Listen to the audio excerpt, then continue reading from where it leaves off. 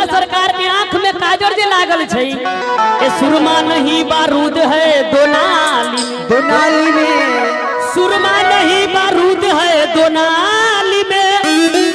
पलीता क्या खूब सजी है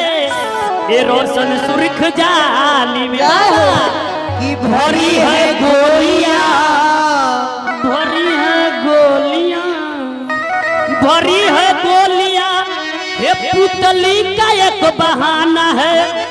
निगाह फैर करता है तो इन आशिक को दिल निशान किया गे बहिना ये सबनी सूरतिया आई मोहनी मूरतिया आ करे जबी चलइगे बहिना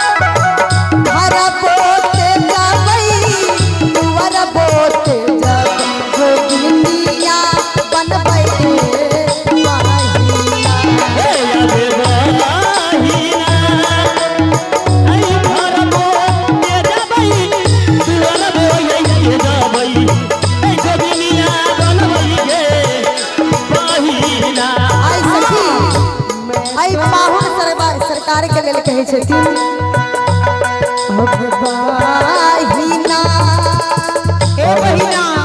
ललित पेंटर जी के तरफ से बहुत धन्यवाद साधुवाद घर पोते जाबई दुवर पोते जाबई दुनिया बनबै के